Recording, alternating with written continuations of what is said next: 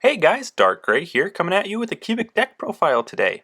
With Cubics recently receiving their secret rare upgrade in the new Dark Side of Dimensions movie pack reprint, support in Duel Overload, and the new ban list and master rule coming into effect for us, I figured it would be the perfect time to go ahead and share my favorite archetype with everyone. I recently took a very similar build to my first ever regionals where I placed 46 out of 255 players. Being pre-Duel Overload, I thought the deck did exceptionally well. I was X2 until the very last round, which sadly I lost, but with new support and power cards added to the deck, it is positioned to be better than ever. This is just a quick overview of the Cubic cards and what the deck can do, so stay tuned for an in-depth tutorial on how to play the deck that I will be posting very soon. Without further ado, let's get into it. Starting off, we play 3 of the boss monster with Crimson Nova, the Dark Cubic Lord. Now his effect is he cannot be normal summoned or set. He must be special summoned from your hand by revealing 3 of their Cubic cards in your hand with different names. This can reveal other copies of himself, and he cannot be special summoned by other ways.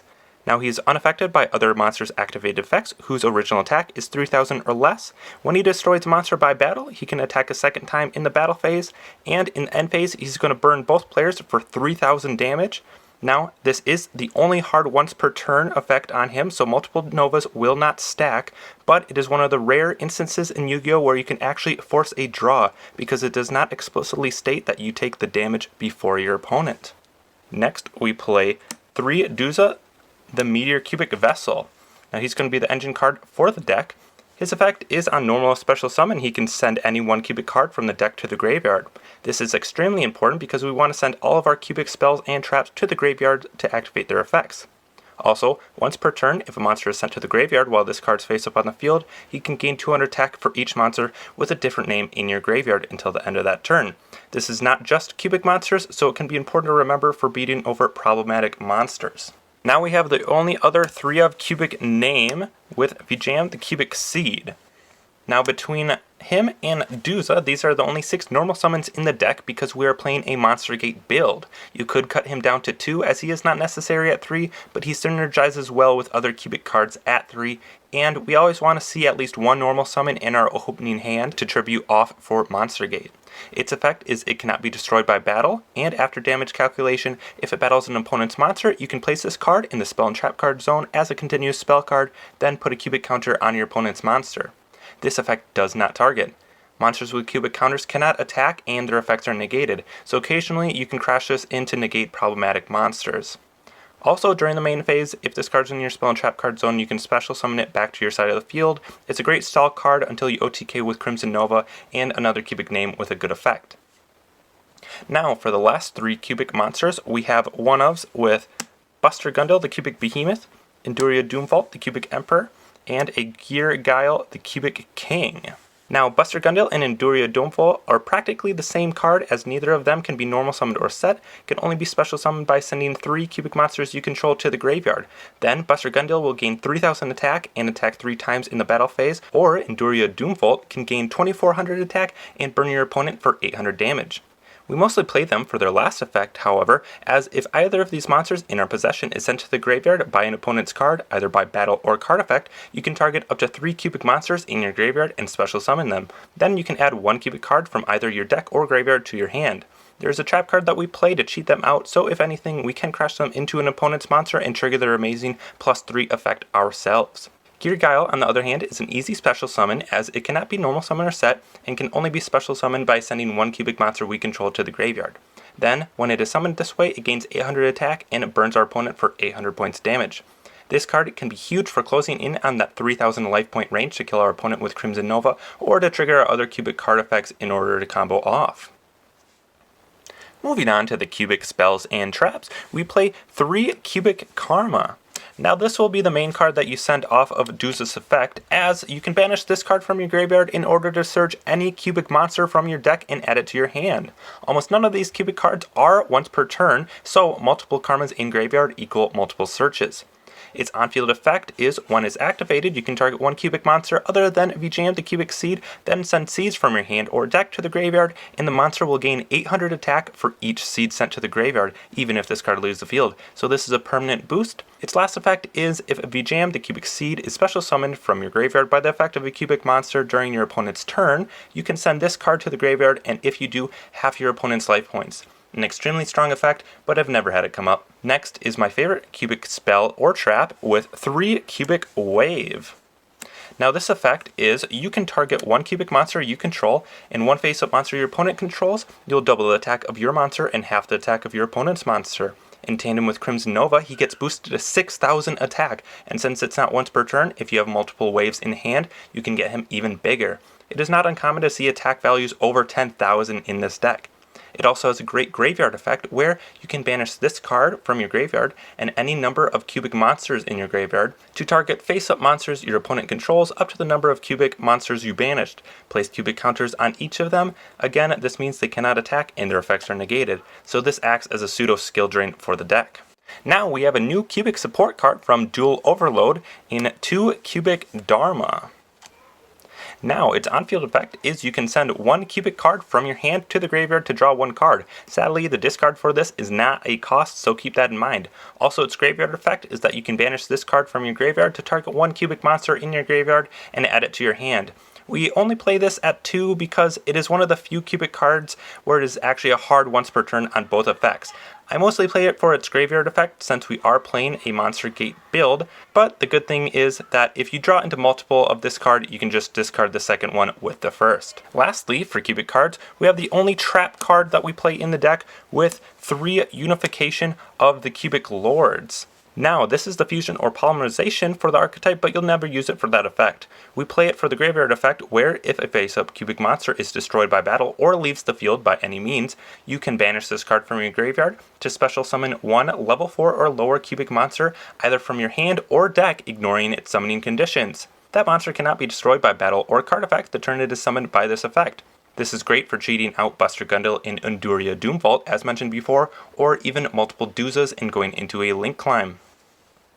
Onto the rest of the spells that we play in the deck, we have 3 Foolish Burial Goods. This is just a pseudo Duza for the deck to send all those spells and trap cards without using up our normal summon. Played at 3, always want to see the card. Then we play 3 Pot of Desires. Card says draw 2. We play 3 of every important card in the deck, so as long as you have access to at least one Crimson Nova, you can win the game. Usually you'll activate this card after you combo off, but sometimes just getting those extra names for Crimson Nova is all you need. Now, the cards that we focus this entire deck around, we have 3 Monster Gate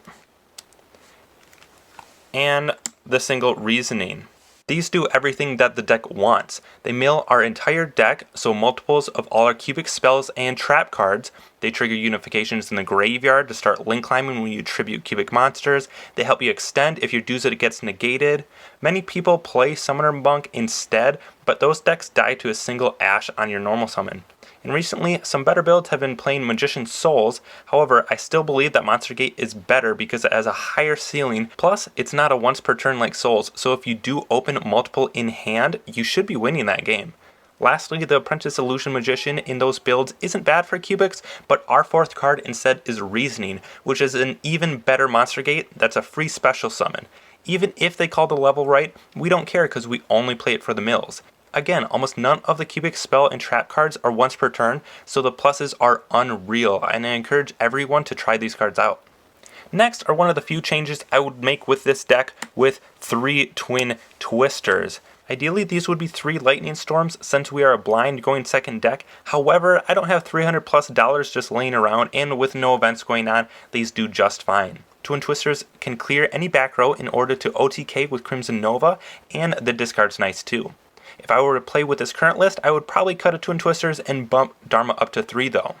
Then we have 3 Super Poly. It's one of the best going second cards to clear boards and just help OTK with Crimson Nova. Then the final cards in the deck we play are 3 one-ofs with Instant Fusion and Mind Control, both recently limited, but just great removal. And then we have the 1 Hornet Drones, which, like Instant Fusion, can give us more bodies to link climb or tribute for Monster Gate. That completes the main deck. It's 42 cards. If I were to cut down to 40 cards, the first things to go would probably be the Hornet Drones or a single VJam for those larger mills between normal summons. However, I'm okay giving up a little power in order to have more consistency seeing those monsters in my opening hand to tribute for Monster Gate. Now onto the extra deck, we play one Linkuriboh. This is for linking off our VJam, the Cubic Seed, in order to trigger any unifications in the grave, but with the release of Duel Overload, it does contain the new Relinquished Anima, which takes a level 1 monster and offers some more removal. However, at the same time, I value Linkuriboh's ability to use tokens a little bit more because dinos are so prevalent in the meta currently. Then we play the one Kagari to add back the Hornet Drones, just go into a free Link 2. One Pentastag, one of my favorite cards for those situations when your opponent places their monsters in defense position to protect themselves from Crimson Nova just to get OTK'd anyways. Next is a new power card from Duel Overload with Predaplant Dragostapelia. Now this card is amazing because we already main deck the 3 Super Poly and this just acts as our 4th copy. Additionally, its ability to change the attribute of an opponent's monster to dark makes it even better. Then we have a Nightmare package with Nightmare Cerberus, Nightmare Phoenix, and Nightmare Unicorn. These are just great generic staples to link off into with some removal, and the discard's pretty nice for this deck too. Now we have a staple for the deck in Topologic Trisbana. This is an amazing card for removing any spell or trap cards on the field while inflicting burn damage. A cute combo with this card is you can actually special summon Crimson Nova to a link arrow that she points to, and since he's unaffected by activated effects of monsters 3000 or less, he actually won't get banished, but she will still get her trigger. Finally, for our links, we have our only link 4 with Crusadia Avermax. Now he just acts as a secondary boss monster for the deck as he's extremely easy to get into and some decks just simply cannot deal with him. Our only Xyz monster in the deck is number 60, Dugares the Timeless. He's only in here for his draw effect, but something to note is do not try to use his attack boosting effect on Crimson Nova because he will be unaffected by it. Onto our fusions, we have 2 instant fusion targets in Thousand Eyes Restrict and Mudragon of the Swamp.